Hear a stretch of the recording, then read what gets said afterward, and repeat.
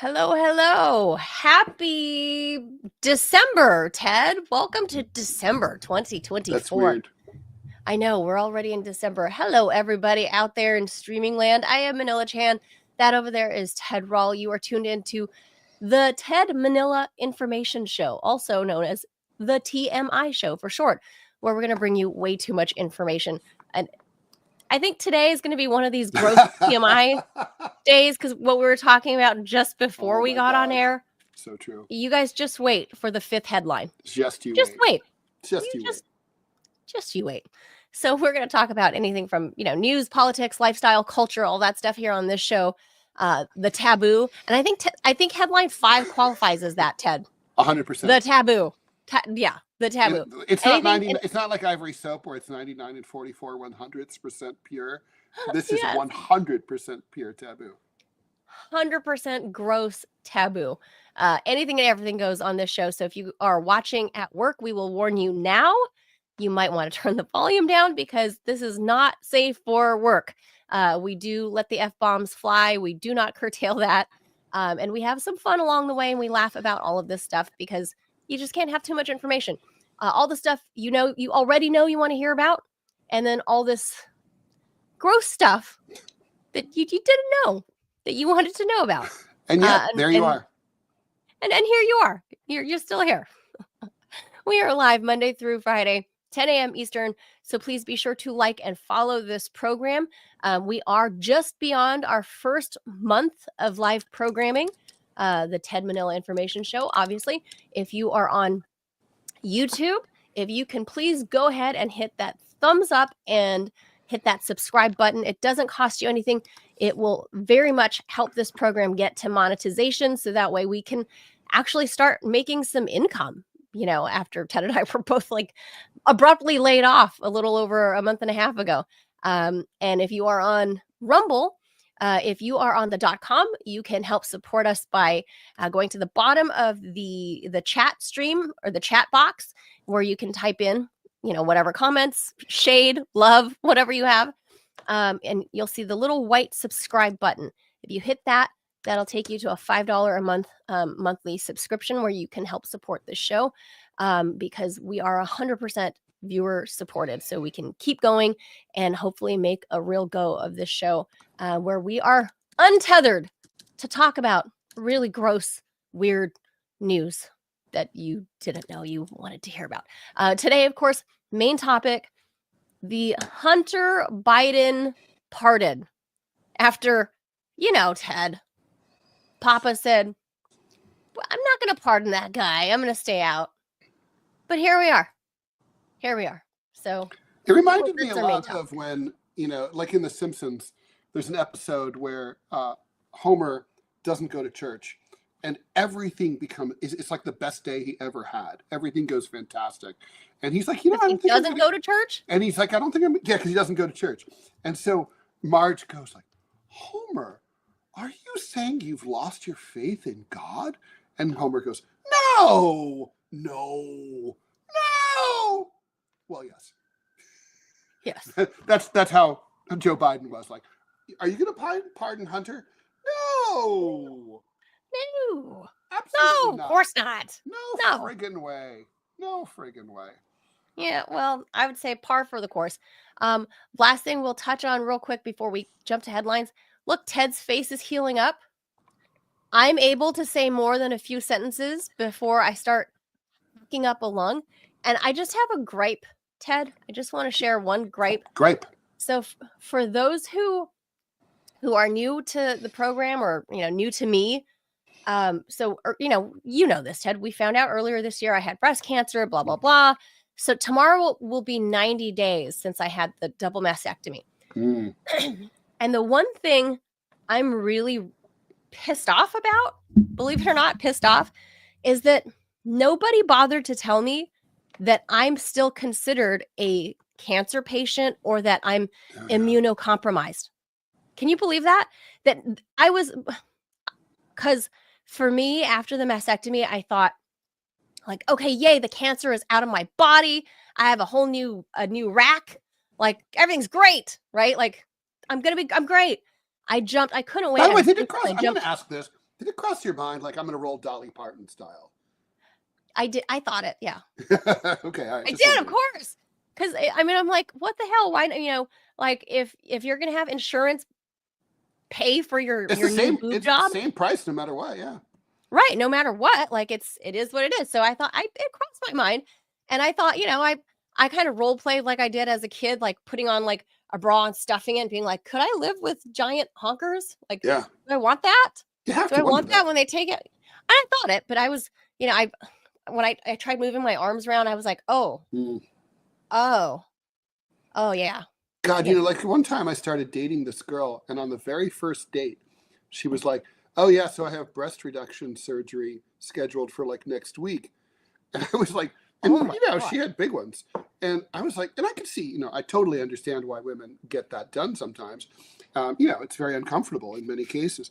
But I was just kind of like thinking, God, this is like a cruel joke. Like, it's like these big ones are, I'm going to get in there, and like, I'm really looking forward to that. And it's You're like, no, woohoo. No, not really. No. You're like, woohoo, I met a gal with big ones. But it crossed my mind. But I mean, you know me, I'm very small framed. I'm very thin. Like it wouldn't have made any sense, really. It would look stupid and tacky. It would look I think. Stupid. Yeah. Yeah, it would look stupid. You made the right call. So I told them to, put me back to normal, which they did, and I think they did a great job.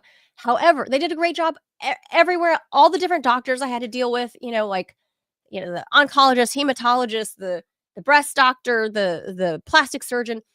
Not one person, Ted, not one person in any of these offices bothered to tell me that just because the cancer has been removed doesn't mean that you're well. Which is why I've discovered now, I'm immunocompromised, which explains why I've been getting sick as a dog over every little passing bug that enters, passes my way. It's, you're on mute. Oh, Ted, you're on mute. That's going it's to extra alleviate. bad. That'll alleviate, right? I mean, you're going to be, your immunity is going to come back. It's not like it's going to be like this forever. But you're right. I mean, look, that's how. I mean, they don't tell you. You got to be careful. Okay, so my former attorney, he would still be my attorney if not for the events that I'm about to describe. In the 1990s, he got stage 4 brain cancer. And he was he's sitting at his desk one day, and suddenly, and we're talking about a very high-end attorney, like he represented Stephen King. He argued before the U.S. Supreme Court. So anyway, one day and his face just collapses, like, and he can't talk, right? So anyway, then it comes back, but he thought he was having a stroke. Long story short, he has this big-ass tumor in his brain. He's a massive researcher, right? So he gets on and he finds out about this experimental program at Duke University that subsequently ended up on national television. It's been covered by 60 Minutes and so on. And what they do, it's fascinating. They inject live polio virus directly into the brain tumor. And so what happens is you have polio in your brain tumor. Your immune system responds by attacking the polio, and it eats up and kills the tumor at the same time, right? It works every fucking time. I don't know if this is still true, but it was true for years. But basically, everyone who was in a clinical trial went into total remission. So basically, they're cured, right? They don't say that. No one cancer patients are never considered cured, but they're cured. Right. And in other words, you're never going to get it again. Anyway, the point is, he goes, he gets it done. Stage 4, they tell him, dude, it's gone. You can go back to work. Everything's cool. You're good. So he's very weak from all the years from the chemo and all that. So he goes to the Poconos just to relax, just to chill for the summer. And then he's like, okay, we're going to get back to work in September. And I'm really looking forward to it. Anyway, while he's in the Poconos, he decides to go fishing. And he hooks his fingers just barely with the fishing hook because his immune system, because his immune system was so compromised, the infection spread like wildfire. He was dead in hours. Oh my God. So Be careful. Oh my God. Be fucking careful. Isn't that, it's not like I have some, bunch of shit ass doctors. I'm in Fairfax County. Right. This is the wealthiest county in America. He didn't have a shit ass doctor either. He was, he's in Midtown Manhattan. He was at NYU. These are great doctors I have. And I'm not that's the one complaint I have is in the post care.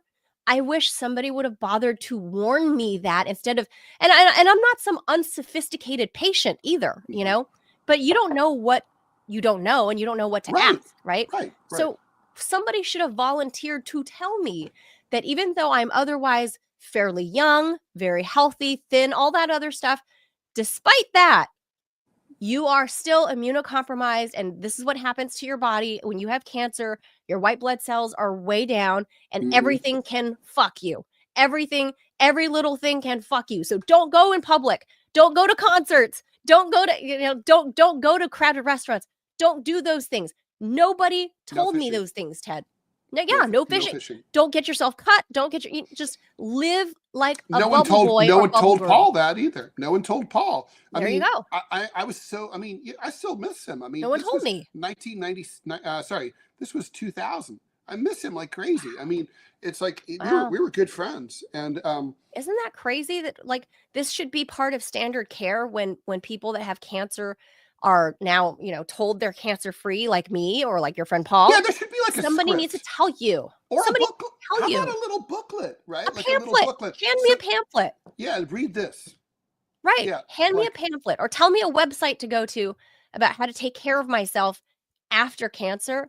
And I feel like so many other people, I didn't know that getting a tiny cold could devolve into fucking meningitis or whatever, all of these things that have happened to me in the past 90 days, because I was so busy thinking I'm cancer free. I need to get back out there and be a mom. I'm busy, at the time I had a job, I had, all this stuff going on, and nobody bothered to tell me that I'm actually immunocompromised and I need to live like COVID lockdown.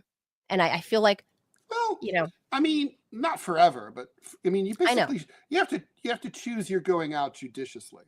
Yes. It's I just wish that. So that's my only gripe. I know we got to get to headlines, but because I know people are probably like, damn, Manila's always getting sick or whatever. It didn't occur to me either until I started doing research this past week, because I was like, why the fuck am I I've never been this sick in my life consecutively, ever in my life. Now, there's all these effects that people don't, that your thing makes sense. Downstream. You didn't have chemo, right? So, no. Right. So I thought I was fine. Well, for example, it's analogous, right? Like my stupid broken wrist, right? Well, I've had now for a week and a half, though this cold has become a shit show for me. And I'm just starting to come out of it because I decided I'm going to dig into my old Mexican antibiotics that I bought last time. Yeah, Mexican drugs. And that's helping, right? So, but the point is, I'm thinking, okay, so you have to do a deep dive. And if you break a bone, apparently all your immune system goes to fight that. And then it's he can deal with gross bleeding eyes or whatever. It doesn't matter. So, your body does all sorts of things that nobody tells you about. We have the worst medical system. It sucks so bad. Really, truly. I wish they would tell us. But anyway, one last thing, shout out to, I don't have all the numbers after the name, but the viewer USA for a huge, generous donation on Friday, $50. Thank you so much, Mr. USA. USA.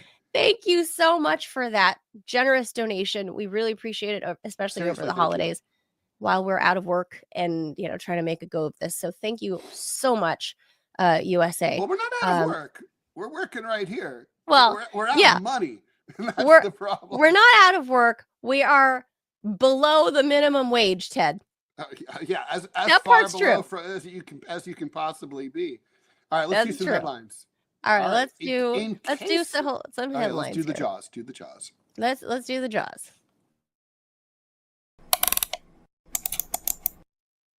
All right. President Joe Biden announced that he has pardoned his son, Hunter Biden, the most innocent, perfect human being in America, who faced sentences this month for federal tax and gun convictions, marking a reversal, to say the least, as he prepares to leave office. Today, I signed a pardon for my son, Hunter, the president said in a statement. It's a full and unconditional pardon.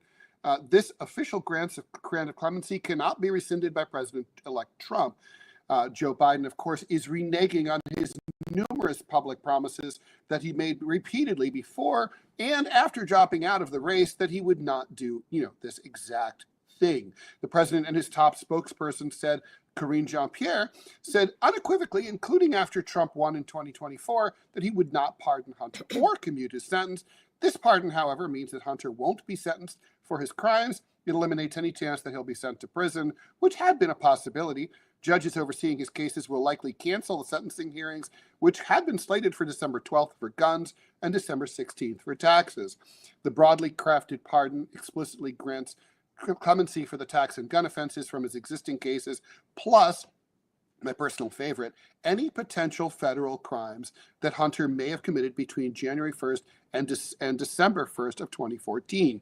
This time frame, importantly, covers his entire tenure on the board of the Ukrainian gas company Burisma and much of his other overseas work, including in China. He had faced scrutiny for his controversial foreign business dealings, and Trump has repeatedly said he should be prosecuted for his activities in Ukraine and elsewhere. One of the things Trump has said that Ted Rall agrees with. Hunter Biden's lawyers on Sunday night formally notified the judges in those cases about the pardon and said in a sworn affidavit that he has accepted the pardon from his father.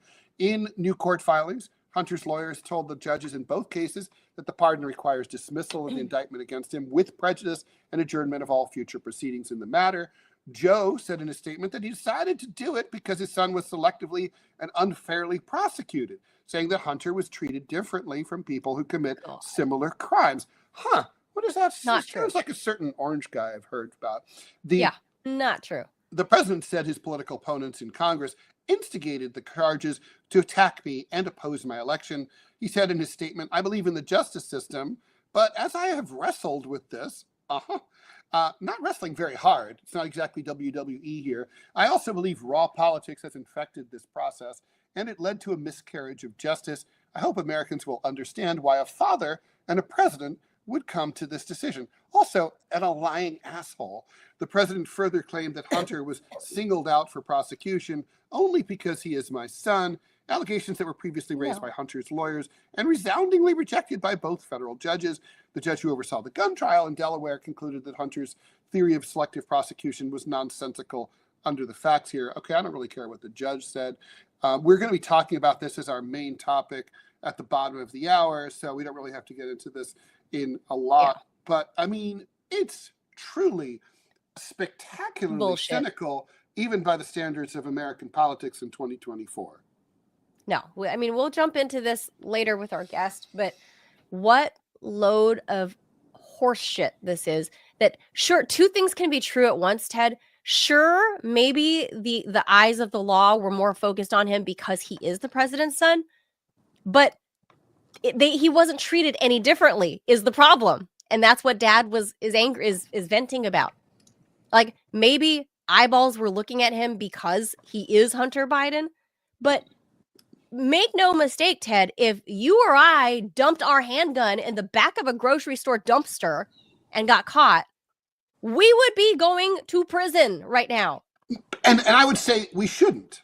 I would say that that's not really but guess who voted for and argued for that exact requirement in the gun laws? A certain guy named Senator Joe Biden, senator Democrat of Delaware, argued on the floor of the Senate that was an important part of legislation, that if you did something like that, if you lied on your gun application about being addicted to drugs, you should go to prison. I mean, basically, this is like there's justice for you and me, but not for thee, right? I mean, it's absolutely imperial and imperious and disgusting. And it is so good to be the president's son, Ted. It's so good to be the president's son. But here's the thing. we knew that this was probably going to happen. And what does that say about us where we are, right? The fact that Joe lied to us repeatedly, so did Karine Jean-Pierre, and we knew they were lying to us. She always lies. And now, I mean, the point is we shouldn't have even, like, this should have been like, WTF? No, it's like, it's not. That's where we are. The system is so degraded that we now don't expect anything other than this kind of bullshit. I mean, the only reason he was just like, I'm going to do it. It's during the campaign. I'll just say, fuck you. I'm not doing it. And, they won't have anything to say. Then I'll just do what I want. I mean, the impunity, it's foul. It's so toxic. It's so bad. It's so bad. Let's save the rest for when the guest pops on. All right. At least 25 people have been killed in northwest Syria in airstrikes carried out by the Syrian government and Russia. That, according to the Syrian opposition-run rescue service known as the White Helmets. Russian and Syrian jets struck the rebel-held city of Idlib in northern Syria yesterday, according to military sources, as President Bashar al-Assad vowed to crush insurgents who have captured the second largest city in Syria, the city of Aleppo. The army said that it had also recaptured several towns that rebels had overrun in recent days. Residents said one attack hit a crowded residential area in the center of Idlib. That's the largest city in a rebel enclave near the border with Turkey, where around 4 million people live in makeshift tents and dwellings. At least 7 people have been killed and dozens injured, according to rescuers at the scene. The Syrian army and ally Russia say that they target the hideouts of insurgent groups and deny attacking civilians on purpose. 10 kids were among the dead in the airstrikes in and around Idlib and other targets in rebel-held territory near Aleppo. The total death toll from Syrian and Russian strikes since November 27th has now climbed to 56, including 20 children. The insurgents are a coalition of Turkey-backed mainstream secular arms groups, along with Hayat Tahrir al-Sham, an Islamist group that has been designated a terrorist organization by the U.S., Russia, Turkey, and other countries. In a joint statement, the U.S., France, Germany, and Great Britain urged de-escalation by all parties and the protection of civilians and infrastructure to prevent further displacement and disruption of humanitarian access. The insurgents seized control of all of Idlib province in recent days. It's the boldest rebel assault for years in a civil war where the front lines had been pretty much frozen since 2020. They also, of course, captured the city of Aleppo east of Idlib on Friday night, forcing the army to redeploy. In remarks published on state media, Assad said, "Terrorists only know the language of force, and it is the language we will crush them with." Manila, I was kind of taken by the statement that, according to the Syrian government, dozens, quote unquote, dozens of Syrian troops had lost their lives defending Aleppo. That doesn't really ring of a very fierce defense, does it? No. I feel like that was a little anemic of a response. If they're, because if dozens died, then maybe you had 100 people there. Maybe. That doesn't seem like very many men defending the city. But look, the broader story to me here, Ted, is that out of nowhere, over the weekend, within a 48-hour span, there are these Western-backed insurgents. By that, what we mean is American-backed terrorists that have been trying to overthrow Bashar al-Assad for the past 10 plus years or whatever it's been. And they know that this is the other way to skin a cat. And by that cat, I'm talking about the World War III cat, by getting Russia involved, because Russia and Syria have a pact, right, to defend Syria, as they did during ISIS and all of that, during the first Trump administration, during the Obama administration. Putin has promised to come to his friend Bashar al-Assad's back, have his back, and as they would here as well. But obviously, the Russians have been a little busy, Ted, the last 2.5 years. So I feel like the U.S. has taken this opportunity, since they were obviously losing the front in Ukraine directly. They're like, let's go this backdoor route and try to kill 2 birds with 1 stone. Let's try to drag Russia through the mud again and try to get Bashar al-Assad out of there. In the last 7 weeks that Biden's in power, the Victoria Newlands and the Sullivans of the world are all like, let's do this. We have less than 2 months. We got to do this. So they're like, all right, let's go to plan B. Aleppo it is. So for, for everyone else that's having like the Gary Johnson moment of what is Aleppo? This thing has been ongoing for 10 plus years. The United States has said so many times that the goal was to get Bashar al-Assad out of office. And Trump has even said, to go to the eastern side of Syria, and we're still sitting on their oil fields right now. The people in the West, after that horrible earthquake a year and a half ago, they've been unable to really rebuild or even get aid from around the world because of these horrible U.S. sanctions.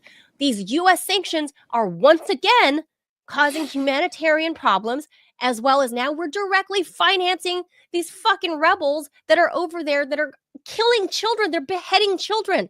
There's videos happening out there. These are the same people that are ISIS and Al-Qaeda all coming together in Aleppo. And these idiots at the State Department are over here going, yeah, this is great. We're going to get Bashar al-Assad out of there. At what cost? These are disgusting people in Washington that are backing the terrorists, that are these insurgents, whatever they want to call them, rebels. They're not fucking rebels. They are insurgent terrorists, period. That's what they are. And the United States is also being anemic in calling that out because we're funding them. Yeah, why not? Yeah, well, I mean, look, you can call them rebels, right? I mean, they're certainly they are rebels. I mean, they're anti-government forces. But that said, no, I agree with the rest of it. I mean, this looks like a exact replay of what happened about 10 years ago when, after the Arab Spring, the U.S. and Secretary of State Hillary Clinton under the Obama administration decided to finance something called the Free Syria Army, which then morphed into something called the Al-Nusra Front, which then split off into ISIS and Al-Qaeda in Syria. ISIS, of course, people might forget what it stands for. The acronym is for the Islamic State in Iraq and Syria. And for a time, ISIS controlled about half of Syria and half of Iraq, and it created basically its own like land-based caliphate. And they would like to do so again, and they're still obviously an important terrorist organization. And these are many of the same people, by their own accounts, by the way, even by the accounts of Western media. This organization is largely Al-Qaeda. There's not much word on how many of them are ISIS, but certainly some of them are ISIS. And these are, I mean, you have to sort of game this out to its logical conclusion. What would happen if Assad were overthrown and these people took over all of Syria? Well, you'd have a replay of what happened in Iraq after the overthrow of Saddam Hussein, where they also have a Ba'ath party, right? I mean, Syria has Assad's party is the Ba'ath party. Assad, I want to be really clear here. He's a secular, socialist, authoritarian ruler who basically puts women in government. It's very analogous to the way it was with Gaddafi in Libya and with Hussein in Iraq. And all three of these governments basically are the best that you could possibly hope for in this part of the world. And the U.S. wants to is out to overthrow this one and replace it with radical jihadis who, if they get into power, will make the Taliban in Afghanistan, whether you look at Taliban 1.0 from 96 to 01 or Taliban 2.0, which came into power in 2021, make them look like moderates. I mean, these are very, very extreme people. And it's as usual, it's the U.S. with their sick, like, enemy of my enemy is my friend policy. Right. But these are people that the American people, temperamentally, culturally, in terms of religion, politically, we have nothing in common with. These are more like the people who attacked us on 9/11, and we're giving them money, arms, and diplomatic. But they don't like Bashar al-Assad, Ted. So that's enough. Right. We're besties now. We're besties. Yeah, and because Bashar al-Assad, I mean, Syria has a long-standing. They talk about like how Russia's in Syria. Well, Russia's in Syria because they have a close military alliance that goes back to the Soviet period. And, I mean, with Bashar's dad. And Syria has asked Russia to come. They're there, but meanwhile, the U.S. has bases there that there's no legal basis whatsoever. We're illegally squatting on the east of the nation, like But illegally. All right, look, nobody really cares about this except us. But that's why we give you this too much information. All right, here we go.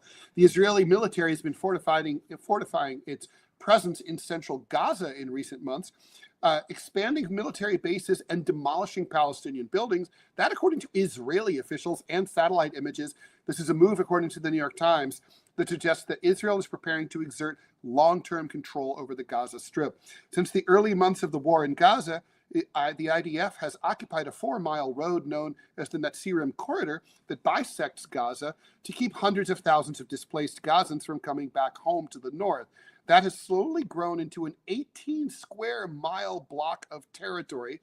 That's about a tenth of the size of the Gaza Strip, now controlled completely by the IDF, according to the Israeli military and a New York Times analysis of satellite images and video. Over the past 3 months, soldiers have demolished more than 600 Palestinian buildings around the road in an apparent attempt to create a buffer zone. They've also rapidly expanded a network of outposts, expanded with communications towers and defensive fortifications. The expansion has raised speculation about Israel's plans for Gaza's future.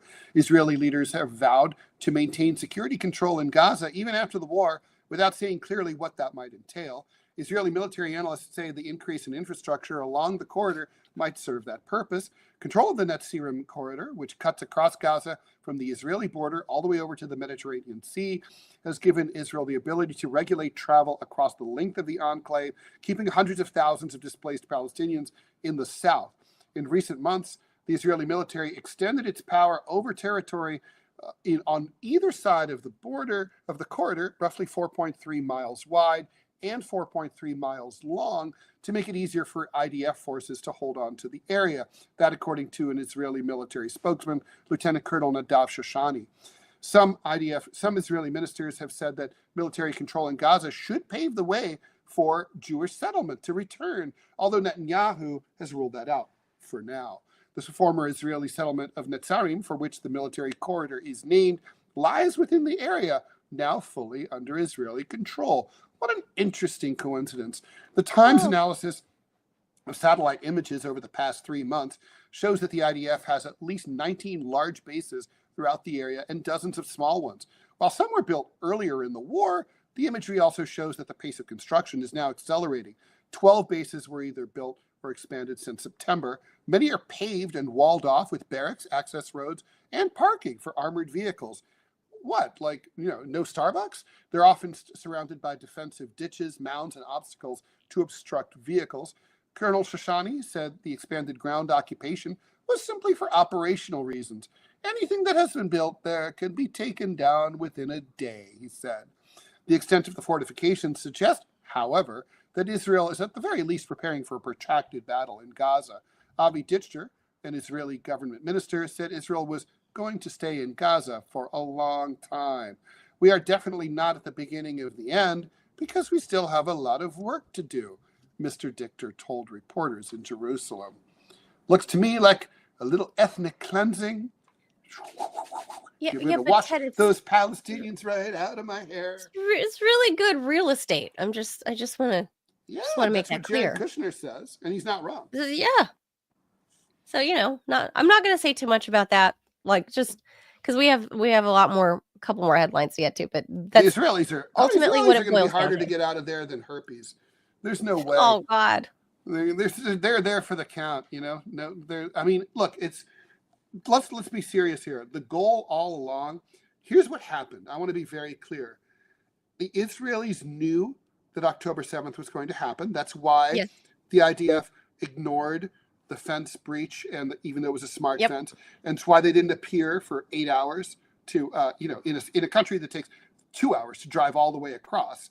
They didn't show up. Weird. They knew it was going to happen. There's no question they knew it was going to happen. They wanted it to happen, and they planned it, and they were like, once it happens, and we're willing to lose 1,000 or so Israelis. Gives us license.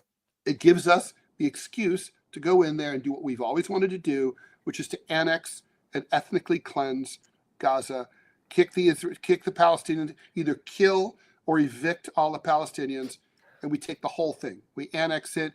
It's greater Israel. Then we can turn our attention to the West Bank. That's clearly what's happening here. Yeah, I don't know. I mean, that's a succinct summary of everything that we've just witnessed. I think there's nothing I can add to that, Ted. I mean, it's just with all the shitty stuff that's happening to these people for the past how many 13 months? We're 13 months into it, 14 months. 14 months into it.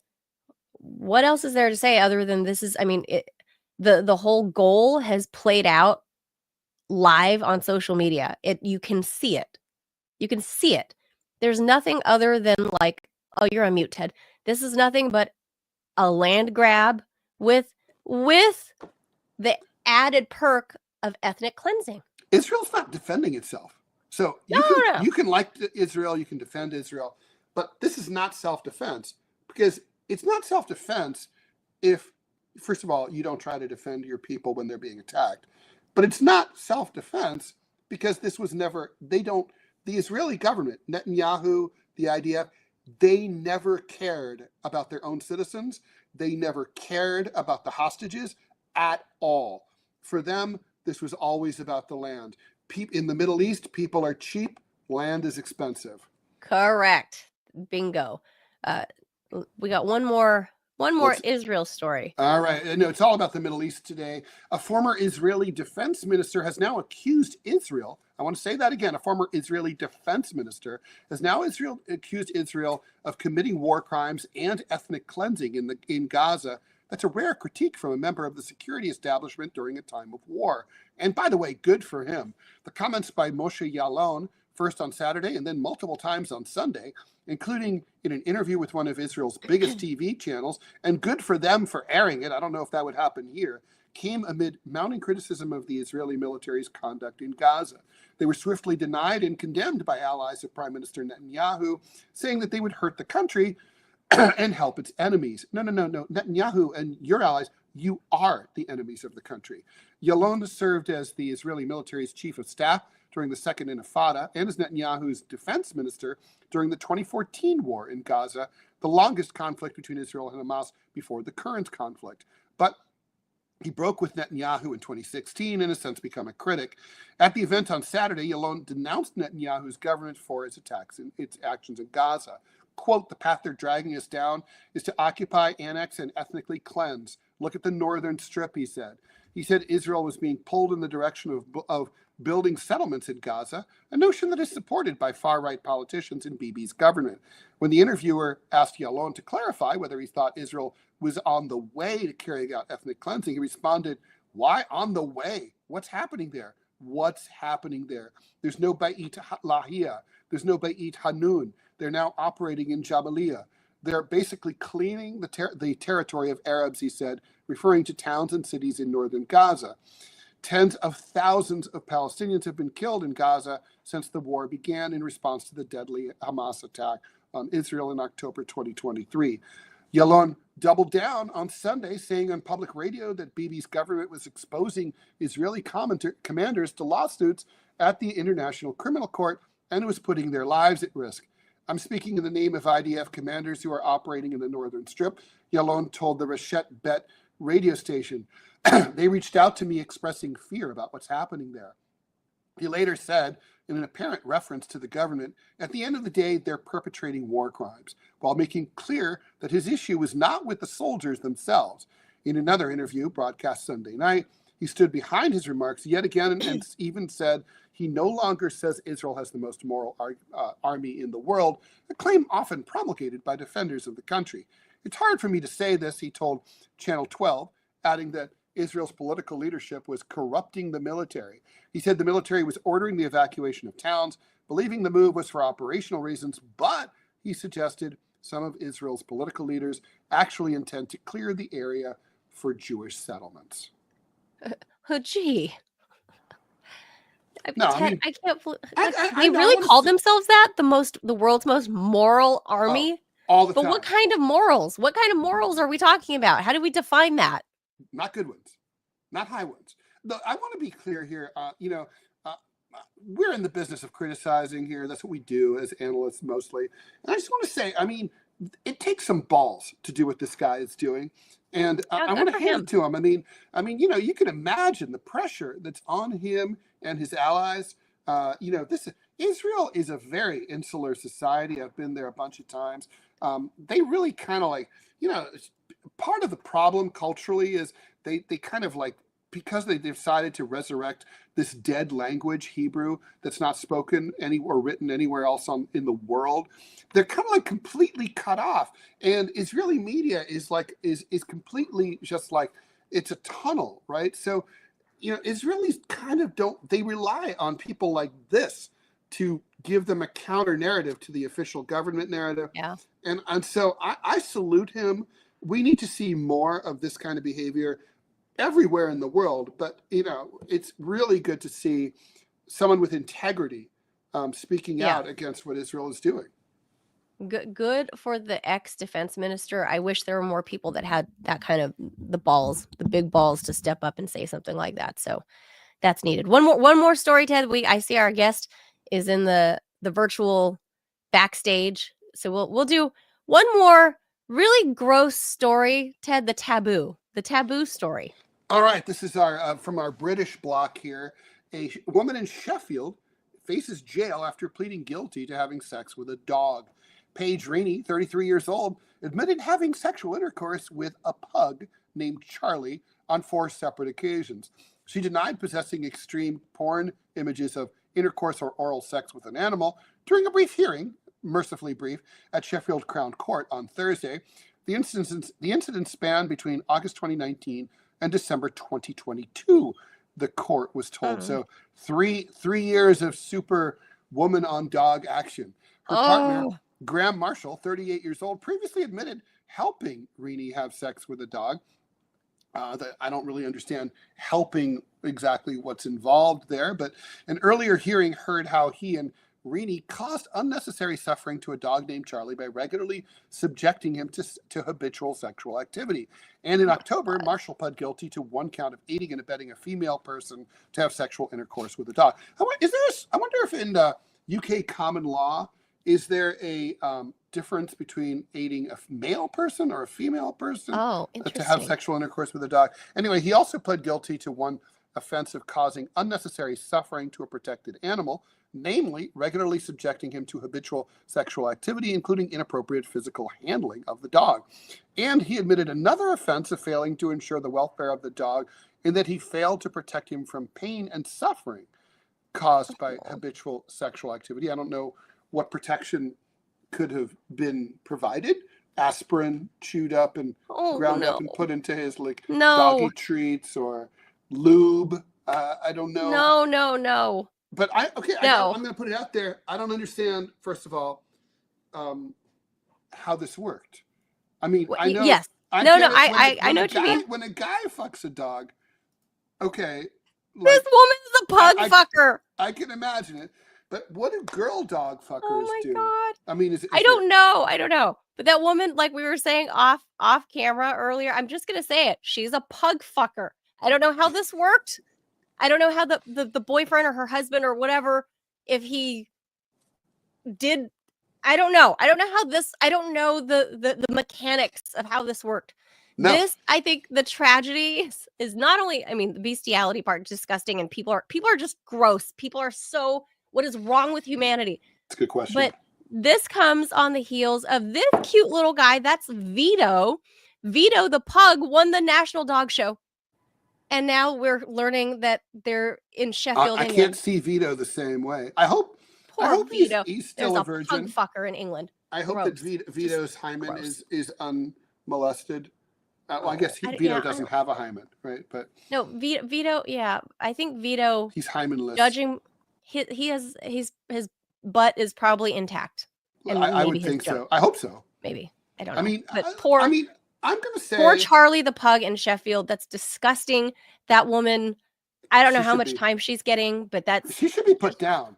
I mean, honestly. Fucking disgusting. Yeah, I mean, what is wrong with people? What is wrong with people? I mean... I don't get it. I don't get it. I do not get it. I mean, I know, I've read the New York Magazine, of all things, had a piece. They ran a piece by an interview with an anonymous German American who claimed to be an avid horse fucker. And oh my God. And he talked about how he would sneak into people's barns, and then like he brought his own little like bucket to stand on so that he could do this. He claimed that the horses liked it, that he would like not, that it was consensual. He would like had a way, like he would consensual. He made the horse back up on him, and so it's very detailed. You can find. He's saying what the horse wanted it. Yeah, the horse wanted it, according to him. No, oh God. I mean, he's a sick German guy. But the point is that like the Germans. Yeah, the German. I'm a horse fucker, and he was very like very articulate. But oh my God. Again, but the point is that in the article, I believe they said this is a major problem for people who own horses. Like in the country, like you have to have like people sneak into barns and fuck horses like all the time. You have to have like motion cameras. You need like a chastity belt on your animal, like good what? Sturdy locks. Now you need security, and I'm thinking, but what's the point of living out in the country if you're not safe from like horse fuckers? Yeah, I mean, it's like, what is wrong with people? I don't know. It's usually a case of a man doing that, and in this case, a Sheffield woman. That's pretty uncommon, but all right. Let's leave that right there. Enough animal fucking for a Monday. This is just enough. Sheffield. It's a Sheffield thing. It's Sheffield, gross. That shit would never happen in Manchester. Okay, enough bestiality. I can't take anymore. It's gross. These people should be put down. It's period. Like 100%. Euthanize these disgusting people. As you know, I'm anti-death penalty, but in this case, it's hard for me to imagine what special skills she has to offer humanity that we're going to really need. I think we'll be okay without her. I think the human race will be able to take the next step. All 7 billion of us, and we can like leave her behind at this stage. I think we're fine. Yeah, I think we'd be fine with that, Ted. I agree with you.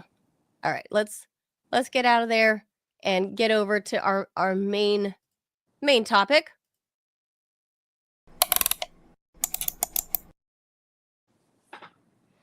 All right, Ted, you want to lead us in before we bring in our guest? Because I can see him cringing about. Oh, and if he's not cringing, he absolutely should be cringing. All right, let me get my little script here, which. Yeah, where are you? Oh, there you are. Okay. Oh, we're down in a second. God, this is like Rush Limbaugh looking for his paperwork, except without Rush Limbaugh's talent. Okay, here we go. President Joe Biden and his press secretary and other surrogates have repeatedly told the media that he would not pardon his son, Hunter Biden, on federal tax evasion and gun charges under any circumstance whatsoever. Nothing has substantially changed, yet the president has gone ahead and issued the most controversial presidential pardon since Gerald Ford let Richard Nixon off the hook. Moreover, he has used language familiar to those who follow President-elect Donald Trump to excuse his self-dealing and lying, justifying his actions by accusing the Department of Justice of having been politicized. What does it mean when the standard bearer of the Democrats, who claim that they differ from Trump because they tell the truth, is so willing to make a mockery of the truth? What message are we to take from the fact that both political parties say that the DOJ has been politically compromised? What, if anything, does this do to the Democratic Party brand? What should Biden have done differently? Attorney and historian Tyler Nixon joins the TMI shows Ted Rall and Manila Chan, that's us, to discuss the political and cultural implications of the Hunter Biden pardon. And let me go ahead and bring in Hunter's bio. He's an Army. Tyler's. Bio. No, I don't mean to conflate Tyler Nixon with Hunter Biden. That is a huge apology. He's an Army infantry veteran, counselor at law, constitutionalist, advocate, writer, technologist, critical historian, extremist in the defense of liberty. Tyler Nixon, it's been too long. Thanks for joining us here on the TMI show. Hi, Tyler. Ted, Manila, little bit of substance changes in the show, huh? A little bit. I mean, it's literally TMI. I mean, let's go. TMI. You know, I mean, it is. Hey, but you know what? Lord. In the defense of Hunter, at least he's not. I mean, a pug fucker. As far as we know. Yeah, he's an animal. I think. Yeah. Like, Gosh, he's a lot of things. He's a lot of things, but not that. I just, think. I'm stunned. I'm just trying to recover from. But anyway, let's get into the Bidens, which is a much more horrifying topic than bestiality with farm animals. Oh Oh, my yeah. God. Good to see you guys. Good to be with So, you. Talk to me about this crazy. Okay, I don't even know where to begin with this, Tyler, because we heard Dad saying, I'm not going to get involved. I'm going to let justice do its thing. I'm not. And then, so we're days away from his sentencing. He has 2 separate cases. He was going to get probably the book thrown at him because, you can't be seen as weak, right? Like the DOJ, you can't be seen as weak because it's the president's son. But at the same time, now Joe's claiming lawfare. That's why Unbelievable. so now he's getting what, carte blanche for a 10-year span of any possible things he may have done criminally that we do or do not know about. He's just in this 10-year span, carte blanche, nothing. He can't be held liable for any of that stuff. Like, have you ever heard of a pardon that's just that blanket open? Anything and everything could have been done in those 10 years. I mean, he could have been a pug fucker and he'd be pardoned. Yeah. Well, I got to tell you, I mean, if people don't think that the Biden nightmare, speaking of Gerald Ford, the long national nightmare will soon be over, I hope. I mean, honestly, this is just such a thumb in the eye of every American. And, look, if he wasn't so roundly rebuked in the last election, with, I mean, let's face it, it was his presidency. I mean, I think Harris was horrible, but I mean, it was just a total sweeping smackdown. And, that's, and I think a lot of people don't even view his presidency as legitimate. I mean, I think that it's for many people, it's going to be in their history of their lives, a 4-year black hole. In which we were just in a horrible holding pattern with just corruption run amok. And, I got to say, if it wasn't for the fact that we're within weeks now of the final end to the blight, to the horror that is the Joe Biden 60-year political career, I would have to be sputtering with rage. But, there's that glimmering hope that I don't care. He can pardon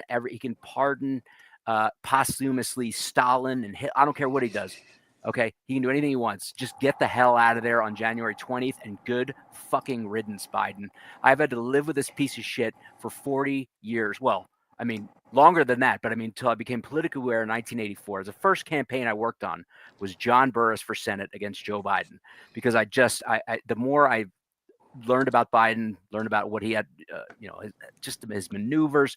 The man and he's only gotten worse. Let me tell you something. At least in the 1970s, 80s, he had somewhat of a sort of polished style about him. Then I think the aneurysms just totally short-circuited his brain entirely. I mean, and he just turned into this increasingly bizarre, weird, and then now creepy, narcissistic, a psychopathological egomaniac. Really? And, his son is a chip off the old block. But what really enrages me is that this motherfucker has the balls to cite lawfare, and as though he was targeted. You have got to be fucking kidding me. Donald Trump has been hounded to the ends of the earth by the minions of Joe Biden and his apparatchiks at the state level, run by Matthew Colangelo and all these. I mean, just this Smith fraud, Jack Smith. I mean, the whole thing.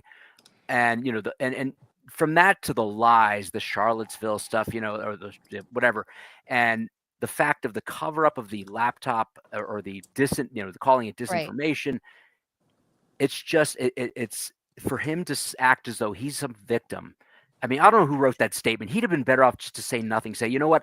Fuck you. I'm pardoning him. He's my son. Right. He's my End kid. Of story. But he's got to come up with some insulting load of bullshit while there are people still rotting in the DC gulag from the J6 that aren't even, I mean, there's people who haven't even had trials yet. And let me tell you, if I was Donald Trump, I would literally have the 101st Airborne at 12:01 p.m. storming that facility and taking every guard and every person who runs that hellhole down to Gitmo to face real justice. Because I mean, this is America.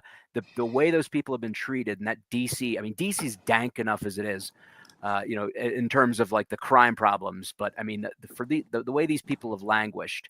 And frankly, the next move would be to break up the DC circuit, the DC District Court, and just abolish it and just merge it into Maryland, whatever have you, Virginia. And, I mean, look, it's just, you think of the expense that the taxpayers, I mean, you have David Weiss, the U.S. attorney in Delaware, who has spent, I mean, I don't know how these operations, like the Mueller operation did, like Jack Smith has done. How do you run up tens of millions of dollars as just lawyers running around? I mean, what do they spend it on? That's what I want to know. Like, how are these lawyers getting paid this much money? Are they getting, I mean, where does this money go? It's crazy. But you think of what was, I mean, Hunter put the, I mean, you're talking about investigations, you're talking about entire court trial, you're talking about people who had to come out, jury selection, right. All this stuff. And, Joe Biden just, I mean, he's the same as he's always been. He has absolutely a total imperial mindset, completely a royalist, really a monarchical mindset. He's always wanted to be the Kennedys. He's run around Delaware for the last 50 years or plus, with the, do you know who I am kind of attitude, cutting lines in front of people. I mean, literally, like there'd be a huge line for whatever it is. I mean, you go to the Greek festival or something, they just walked right to the front of the line. Go to local. Oh my God. I mean, this gets worse. I hate line cutters. Yeah, I mean, it's just like, and if somebody says anything, do you know who I am? It's like, yeah. And people in Delaware, a lot of them are like, yeah, I know who you are, and get the fuck to the end of the line, asshole. Get to the back of the line, asshole. We don't care who you are. You're that doesn't wash here. But no, the worst of it was, and which just the fact that he's giving impunity to his son after he's raked in tens of millions of dollars, selling our country down the river. Right? The Bidens would run around Delaware to things like salons, restaurants. They would have small business contractors come in and stiff every one of them. They would go into a salon. Jill would go in, and I know this firsthand, man. I know a hair salon? Yeah. Get like $200 worth of like services for hours. They'd have to shut out all the other, and right. She would just walk out, not even give them anything. Just like, and they're shitty people is what they you're are. Saying, they're grubby, grifting parasites who have no couth. They have no moral sense. They have no class, and they have no concern for anything but their own bottom line. As I said many times when I pondered writing the book, the definitive Biden expose of his life and his family and all this, which I chose not to do because I didn't want my name associated with that piece of trash for the rest of whatever.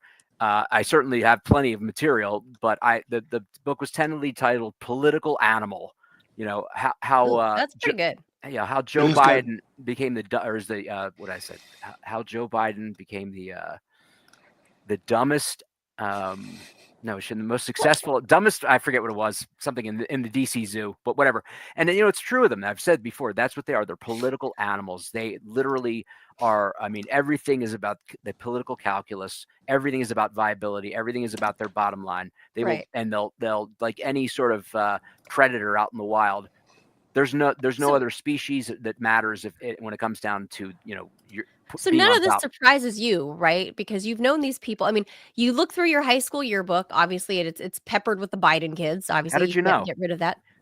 Oh my God, you have your yearbook. I literally got them out of storage 2 days ago, just randomly, and I was like, oh well, let's see. You want to see the Hunter picture? This is his senior year. Show us. Let's see. Which one? Let's see. Right there. Go to your left. Oh, I see it. Yeah, you wouldn't know it's the same guy, would you? I mean, obviously he's a lot older, but he looks like a different person. I mean, he does. Yeah, his face is. Well, drugs will do that to you. Drugs and alcohol. Hard living, clean living, hard living, man. Yeah, hard living will do that to you. Well, so let me ask you then. I got to be honest with you. When I was growing up with the Bidens and I saw Joe around, I just was exposed to his politics around town and his original presidential campaigns and all his BS. I never envisioned. I never thought it would come to this. I never thought I would see a laughing stock, an international laughing stock, and a total disgrace and a criminal. I mean, it's how can you be simultaneous a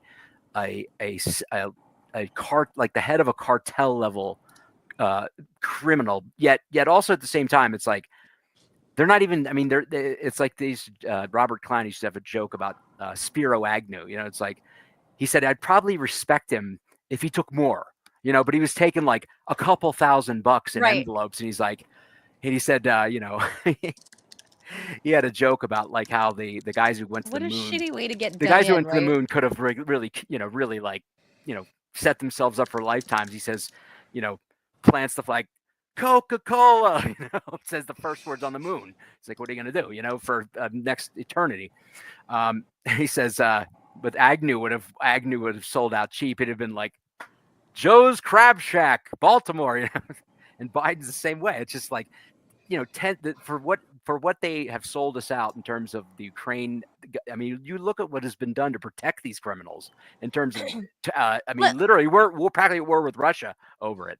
I mean, let me just say them. How pissed off, like on a personal note, like I screwed up when I moved from California to DC, I was still practicing real estate and I was traveling bi-coastally. And so I forgot, because, you know, realtors, you're a 1090, you're not an employee, right? So you have to keep track of your own money.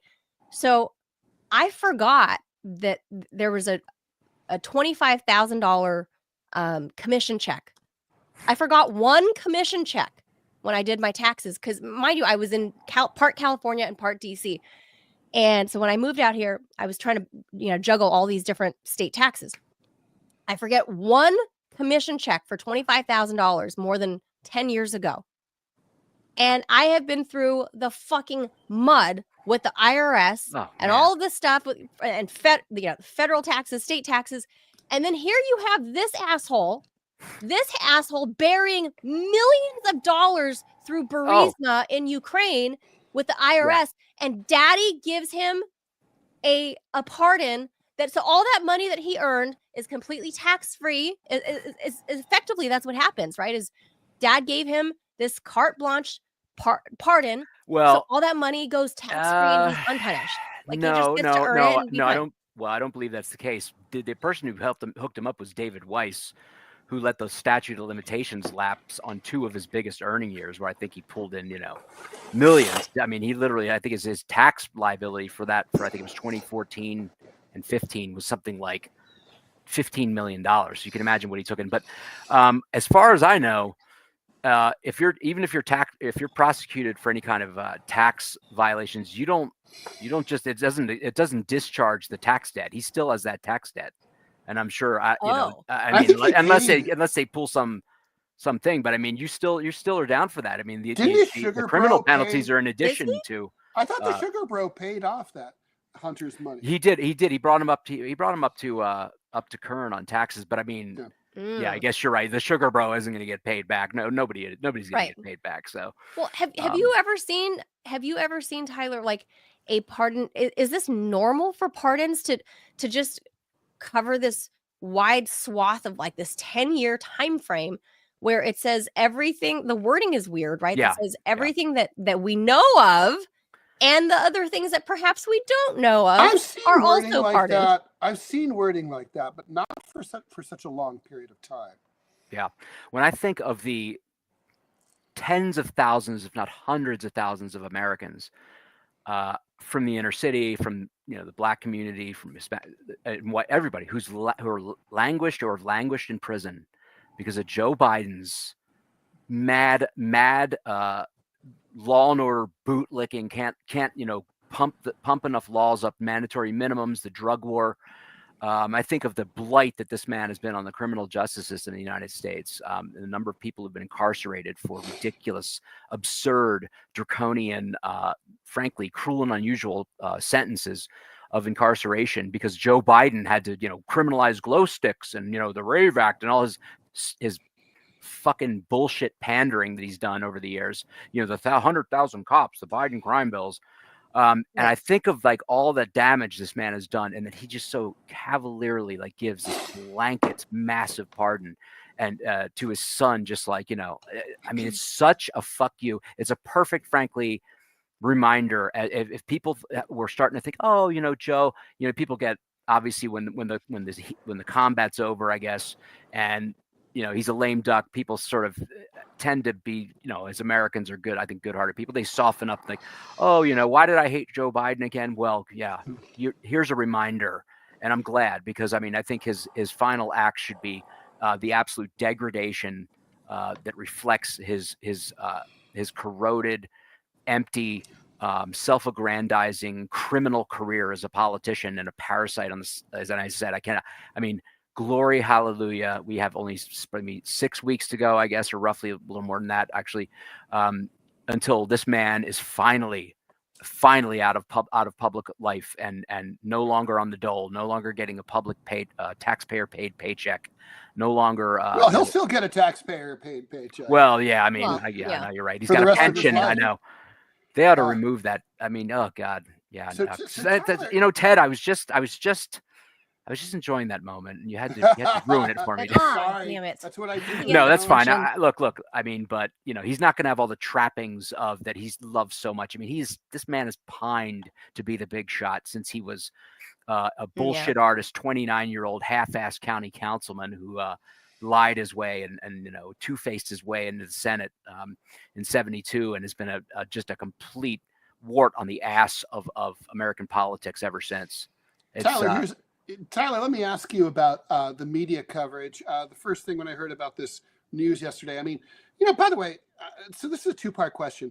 I mean, I think it's fair to say that no one is surprised by any of this, but it's still shocking. Yeah, if that makes sense. It's irritating, annoying as fuck. It's because you could see it coming a million miles away. Yeah. But it's kind of like there's something especially irritating about being lied to when you're being lied to, and the person who's lying to you knows that and just keeps doing it. Everybody knows it's a bullshit story. It's kind of like, I'm taking the piss at you. I have no respect for you at all, the American people. I don't give a shit. I'm doing whatever the fuck I want, and there's nothing you can fucking do about it, right? But that's not what I wanted to get at. I love that we can swear on this show. It's so I know. funny. Don't you wish they would just say that, though? It's like, we all know Joe is full of shit saying he's not going to interfere in his son's case. We all know Hunter is this dirtbag, sister-in-law fucking gun-toting, whatever. I would have tapped that. She's fine. She's pretty. What is it? Hallie? Is that her name? Hallie? Yeah.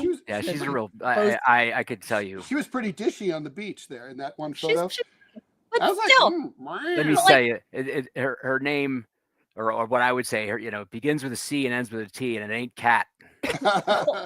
I'll take one. I'll need one guess. Although her sister was nice. I liked her sister. But I'll tell you what I liked was Kathleen Biden. It was, Hunter really screwed up bad. She was a. Oh, was that the wife? The first wife? His wife. Yeah. I thought was very fond of her. What about this? So let's talk about the media, though. I mean, so this news breaks last night, and today. I checked the New York Times op-ed section. I checked the Washington Post, right? The two leading news organs in the United States. The New York Times has one piece by Bret Stephens. It's a half length. It's probably 250 words. And the reaction is suitable and appropriate. But that's all there is, such as there is. There's no editorial. There's nothing else. All the resident liberals, who are the 95% of the people who are there, all the Democrats, they're all just like, la, la, la, la, la, la. Let's talk about the situation in Azerbaijan or whatever. And then over at WAPO, literally nothing. It's just donut hole. Yeah. Nothing. We're not even going to comment on this. Nothing.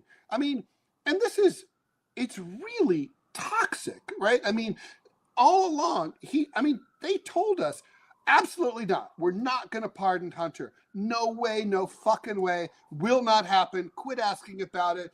What's wrong with you? And it's like, oh, yeah, we're pardoning him. I mean, you wouldn't, insane. I would almost feel sorry for that Muppet, Karine Jean-Pierre, if she wasn't such a supercilious twit when she answered these questions, as though I have told you before, with her I mean, she's this one ridiculous. I mean, a ridiculous figure, and probably she deserved to have to spout those lies, but it's I've said before, it's like Biden, he'll lie when it's not even necessary, and in this case, it's like the fact that they denied it all along.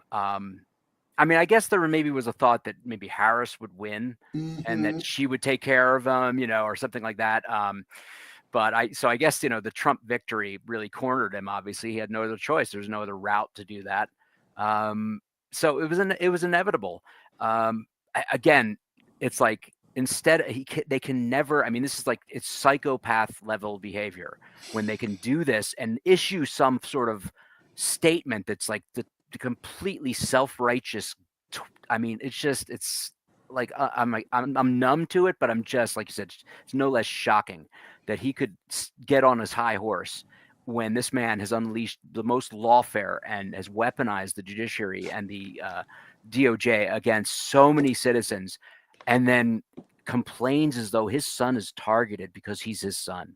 No, he's targeted because he's your son, because he's a crook, because he's your son, because he's cashed in on your influence peddling and racketeering with him.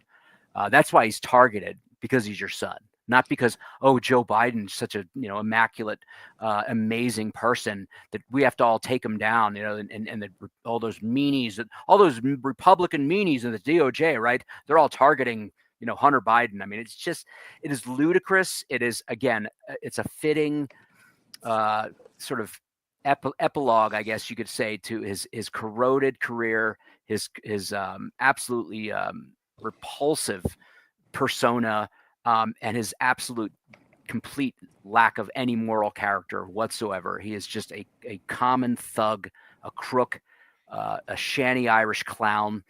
And again, it's just a few weeks. This man, I mean, I'll probably run into him in church in Rehoboth Beach when I go back to see my mother. I don't know what I have trouble holding back, I know it's hard even for me to like drive by the Biden rest stop on I-95. Oh, really? Oh my God, yes. I stopped there. Yeah, no, it's true. It's like, where is it? It's like in that little corner that I-95 runs through the northwestern corner of the state. I just stopped there. Delaware. Delaware and New Jersey. Yeah. What was I thinking? Duh. I didn't even realize. Oh God. Yeah. It would just probably stopped be. there. Let's see. Oh, I know which one you're talking about. They renamed that for him.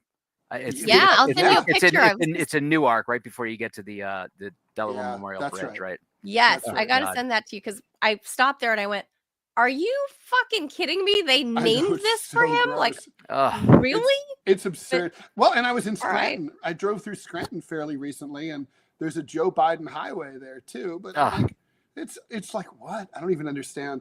So they should take that shit down now. But I mean, so question though. Manila brought this up earlier before you came on.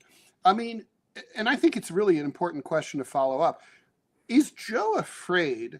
Did he do this in part because he was afraid that Hunter might blab if he wasn't allowed to be kept silent about his shady Burisma dealings? I mean, I suspect we're going to learn a lot more about all that, or we would have learned a lot more about that under a Trump administration, especially with more investigatory power. And, I think it's safe to say that military support for Ukraine is going to ebb, and the Zelensky government its days are counted. So with all of those developments, was there a concern that the truth about the relationship between Hunter Biden and Burisma was going to come true? And it was like, we've got to insulate him. We've got to give him a pardon. We've got to make sure he shuts the fuck up. Yeah. Well, I would say that would be true had he been prosecuted for anything coming close to all of the public corruption and influence peddling and that kind of stuff, instead of just the least charges. I mean, the sort of the most attenuated charges, the most removed charges possible from Joe. I don't think there's anything in the pipeline. I think, and I didn't see any. I didn't detect. I mean, obviously, if you're going to have someone spill the beans, it has to be to some sort of prosecutorial entity. And I haven't seen any prosecutorial entities or Well, he was prosecutors. threatening to write a book, according to Manila, right? Well, oh, okay. Well, yeah. I mean, I guess if he was sitting in prison, but I mean, that was just never going to happen. It was just, it was a fait accompli. You know, they ought to be more worried about, like, you know, get somebody kidnapping and brainwashing, and not brainwashing, but, you know, like literally interrogating him somehow, or putting truth drugs into him and having him spill the beans. But, you know, there's really, what is there to discover, I guess? I mean, other than maybe hidden accounts, we already know. I mean, go to Marco Polo, Biden laptop, or BidenReport.com. My friend Garrett Ziegler has done, I mean, an amazing job. It's hundreds and hundreds of pages. You can see it all. And that's just from the laptop from, I guess, from about what, 20, you know, late 2000s up until about 2016, or a little later than that even. And you can see everything. I mean, all of the wheeling and dealing. So I don't know what more there would be to reveal that we don't already know. I mean, we can see that, you know, it was obviously he was paid millions of dollars by this corrupt. You know, and I remember going on the air in Delaware in 2014 when I read this press release and be like, oh yeah, Hunter. Oh yeah, I remember him being I remember he was a pipeline expert. You know, like, I mean, it was just like, we're laughing. Definitely an oil and expert, I never thought it would expert. come to this. I mean, but my God. But yeah, it's become obviously like an international scandal at this point. But so let me ask you this. As a lawyer, what's next for somebody when they get pardoned like this?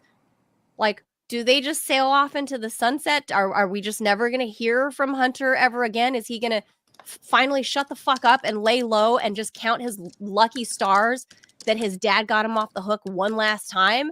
Or does he somehow, I don't know, exploit this? I don't know how you would, but somehow exploit it and make more money off of it somehow. Or, I mean, what happens when somebody gets pardoned? Now what for this dirtbag?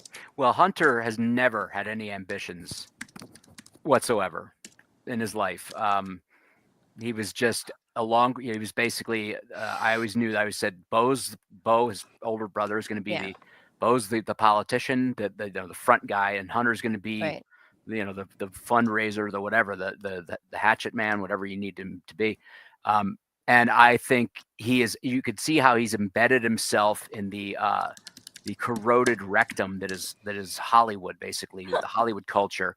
So isn't his new wife, a producer or something? Like, she's a filmmaker or something? Probably. I mean, I'm sure. I'm sure he chose wisely.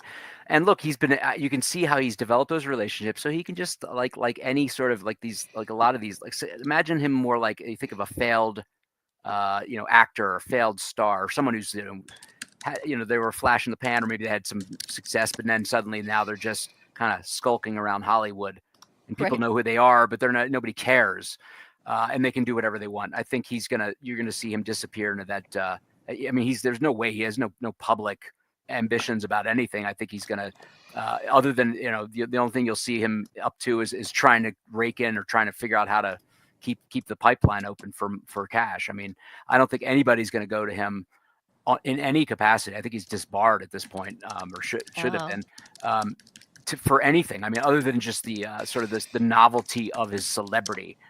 Right. And you know, look, I've hung out with him. Hunter can be a fun guy to be around and hang out with. Oh, I bet. But it gets it honestly, like, I guess, you know, yeah, it just. Well, I will say there was a story. It's so degenerate. It's just hard to. He was a shitty Airbnb renter. Apparently, he rented some high end. Yeah, he rented some high end house, like in Venice near the canals in Los Angeles, and it was like a $12,000 a month rental. And apparently he trashed the place, and it was filthy, and it was dirty, and there was bugs, there was like food. Like, apparently he was really gross.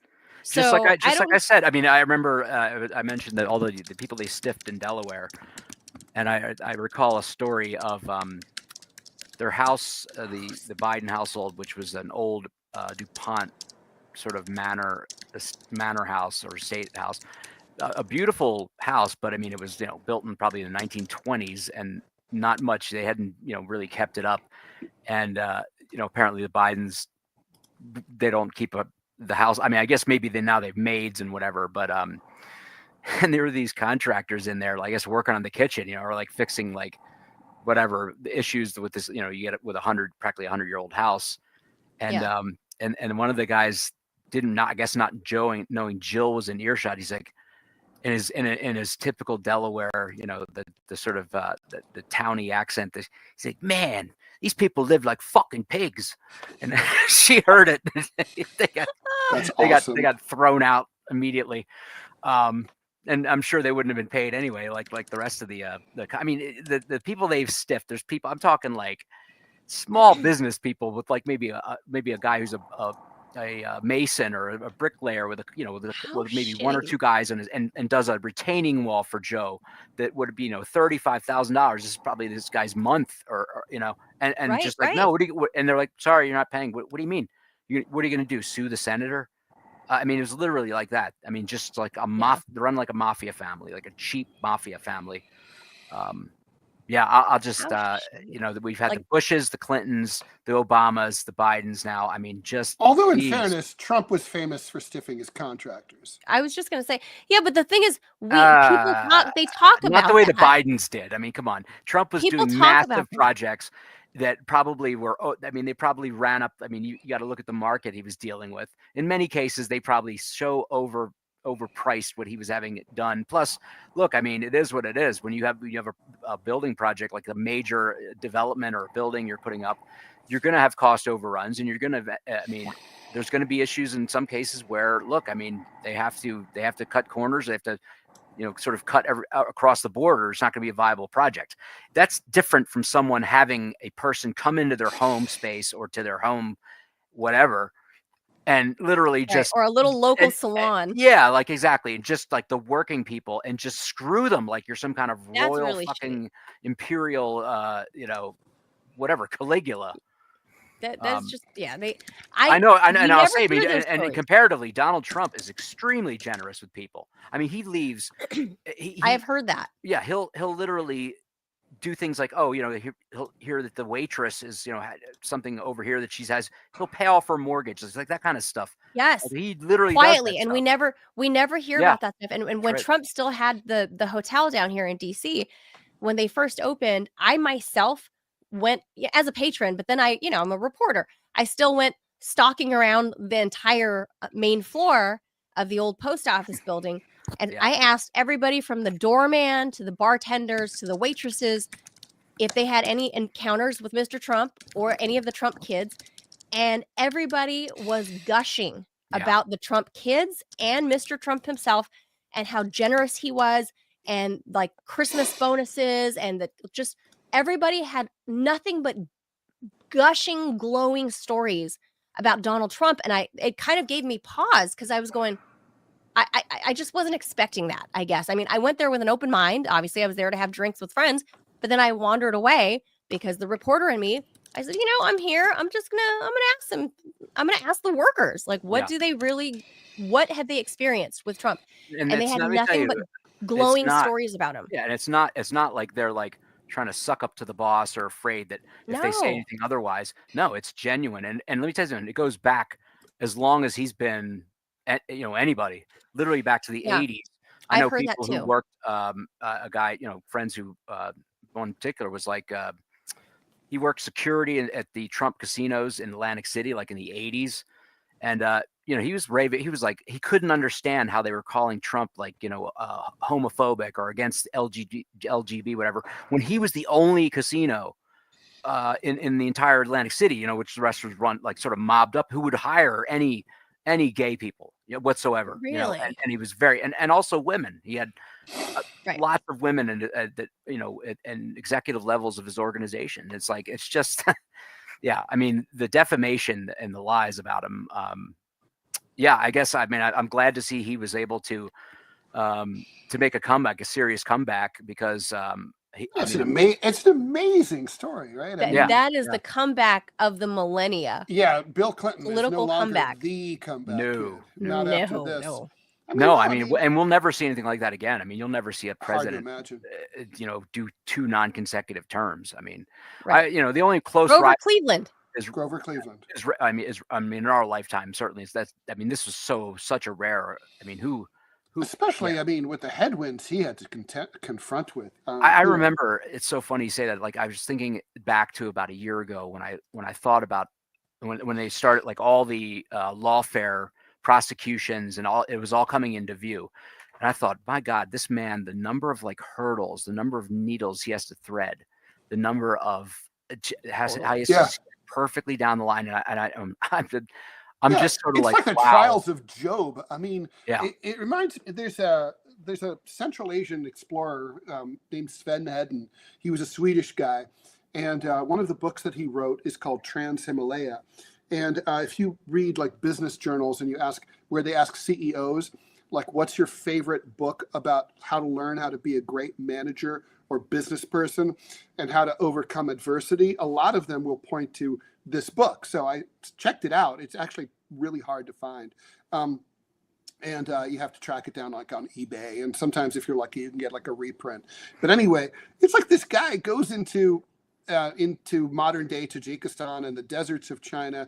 And basically everything that can go wrong keeps going wrong, right? Like there's the sandstorm, there's the blizzard, there's the disease that wipes out his canvassé, there's robbers, there's murderers.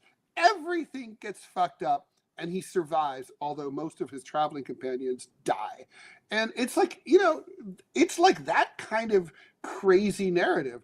Politically, I really wish Teddy White were still alive. Wait, there's no punchline, like he hits the lottery at the end or something? Yeah, the punchline is he survives. And okay, great. And he maps and charts some new areas of Central Asia.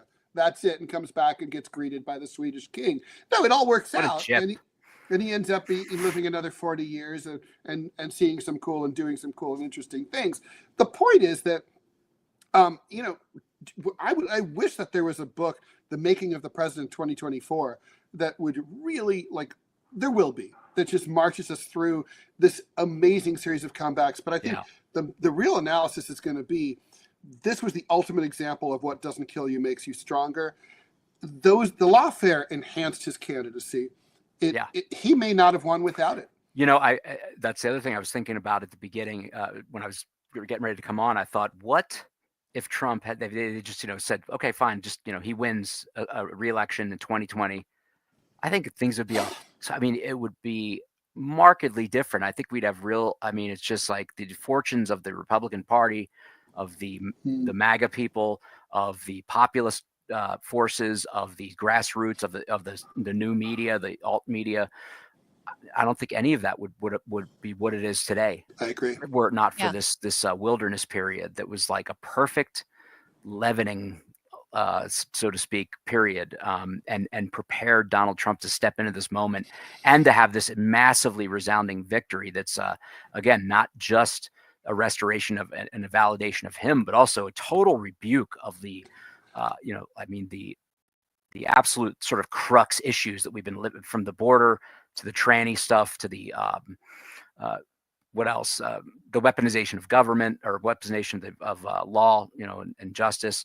I mean, all that stuff was like came together, and it was like, man, you rarely get an election where it's that clear a set of issues in terms of a mandate, and also the fact of either validating or refuting the lawfare and what they think of what was done to Donald Trump. And I'm so glad it turned out the way it did, because I've said before, he has to win, not because I think he's the greatest thing since sliced bread, but because they cannot get away with doing what they did to him. And fortunately they haven't. Thank God. Thank you, American people. Yeah. Yeah, it's such a resounding win. Nobody can take that away. It wasn't just an electoral victory. It was just a thumping. It was the popular vote and electoral. Like, it just, that there's no if and or buts about it. And it was a huge rebuke, I think, of the entire Democratic Party and everything we've lived through the last 4 years. And so I don't know. I think it's, to me still, though, whether you like this or not, Tyler, I'm going to say at the end of that election process, this was a victory for Joe Biden against his own party. Well, a vengeance victory, totally. He was like, haha, sure. You fuckers, you thought you can coup me? I just Harris in love there? how Joe Biden's, his ultimate sort of victory is to fuck over his entire party and his vice president. I I love think it. I mean, ultimately I that's love it. his I love it. win. It's so fitting. So fitting. It's Right. so cosmically perfect. Right. I think it's That's also, exactly my point. ironically, Bernie Sanders has to be laughing his ass off. It's like, you shivved me not once but twice to put this asshole in the second time. Yeah. Look, I wouldn't have done this to What do you think Hillary thinks? Jeez, my God. That was this election was not only a victory of Trump, it was a rebuke of the entire Democratic Party, the DNC, and the dirty tricks they've been playing the last 15 years. And I think it's exposed and it's all out in the open. And now they're going to have to recalibrate. They don't know, what 2028 is going to look like, but they're saying Gavin Newsom, they're saying AOC, they're saying Pete Buttigieg. They have no idea where to go. They're on their back foot, but what they haven't learned is to look inward yet, because this was all their own doing and they deserve to squirm and writhe in pain the next 4 years for just everything we've lived through the last 6 years because of them. I see someone asked a picture, or a picture, asked a question. I could maybe, you want me to answer real quick, or please go for it. Just says, does Tyler think Trump 2.0 will avoid the mistakes of his first administration in terms of terrible hires and getting captured by the deep state? Kash Patel is FBI director. I'd say, yeah, certainly yes. I think there's pitfalls you're never going to be able to avoid, but and the Democrats are going to play their games, but no, it's going to be radically different. I think there's he was naive and had no allies really when he entered in 2017. This time he's got a whole wrecking crew with him: Bobby Kennedy, Elon Musk, Vivek Ramaswamy. I mean, Ratcliffe at the as CIA. It's already radically different. We just got to get them through the rhino phalanx in the Senate. All right, Tyler. Hunter Biden, what a story. Why would you keep calling? Don't call him that. No, I know. Tyler Nixon. It's the topic is Hunter Biden. I know. This good stuff. I'll let you guys get back to your bestiality discussions and so forth. Yes, oh my God. As usual. Tidbits of degeneracy and that is the TMI. This is the degeneracy that encapsulates the Biden administration 4 years, right? There it is. Yes. And I love it. Well, I love the TMI show. I don't love the Biden. All right, Tyler, come back soon. Thank you, Tyler. Thank you so much. Thank you so much. Bye. Bye. All right, and that was Tyler Nixon. Thank you so much for being here on the TMI show. He is God. I don't have his bio up. I'm like, I'll do the bio. Tyler is an Army infantry veteran, a counselor at law, a constitutionalist, an advocate, a writer, technologist, critical historian, and extremist in the defense of liberty. So that's always fun when we have Tyler on, because how often, what are the chances, right, that we happen to be friends with somebody that grew up with the freaking Bidens, with the sons of the president of the United States? Like, when does that happen? And the son, the surviving son happens to be the dirtbag that he is, and one of our friends happens to know where some of the bodies are buried and what it was like growing up with them, So obviously Tyler's the guy that you had to bring on to talk about this, because not only is he an attorney, he actually knows the Bidens. So for all those that are new to this, that's who Tyler is. Because obviously, Ted, people that followed us from before know who Tyler is. But if you think about familiar, we come full circle. Think of all the times that we talked to Tyler about Hunter Biden. And then, here's the denouement. He was really the perfect person to have us to join us today. Yeah. So a lot of the viewers may not be familiar with who Tyler Nixon is. That's who he is. Just by chance, Tyler Nixon grew up, born and raised in Delaware, grew up with the Biden boys, and literally grew up with them, knew them. So it's just a crazy small world. It is. And so for this to happen the way it did, Tyler Nixon is the perfect guy to bring on. And Tyler has gone to the other end of the political spectrum from the Biden family And he's actually seen, he's been to the party, he's been to the, he's seen how this family works, and the corruption behind closed doors, and the public persona and image that's been so carefully crafted of Joe Biden, Ted, of all, like he's this poor, here's poor old Joe. He's like this widower, blah, blah, blah. So sad. Not that that's not true, but that's the image that they put forth, and not really the dirtbag that he is, that we elected as president in 2020. So here we are. All right. That's going to do it for us. We've gone way over, but it was, we took a long break, so it's okay for us to go a little way over. While we have you, we ask that you please become a paid subscriber. If you are on Rumble, just hit that $5 that subscribe button at the bottom of the chat, $5 a month, so we can keep doing the show for you. If you're enjoying what you're seeing, our weird, random pug sex jokes, you want more of it, hit that subscribe button. Who doesn't want more? Who doesn't want to talk about bestiality on a Monday morning? That's fun. But of course, that'll keep us fully independent. Also, if you're watching on YouTube, please do hit that subscribe button. It doesn't cost you anything. It helps us get to the numbers we need to reach in order to become fully monetized. And then we can, start making a decent income from this when the numbers grow. And of course, please share. If you're not in a position monetarily, please share our channel, share our clips, cut them up, like draw dick pics on us. It doesn't matter. Whatever. Just share it. Just get us out there. Help us grow. Draw pugs on our faces. Whatever. I don't think we mind, right, Ted? No. Or cat. Hi. And no cat fucking. Cat fucking is Bolton. Oh. No animal fucking, people. If I got to send you off with a message on a Monday, don't bang your animals. That seems like a low bar. Just please don't. Even Hunter, that might be one of those things that Hunter Biden was pardoned for in that 10 years. I know. That we don't know about. I don't think Hunter Biden's a cat fucker. Doesn't a pet seem fucker like the at type. all? You don't think he's a pet fucker? Nah, no, so. He does like those little young prostitutes. That's true.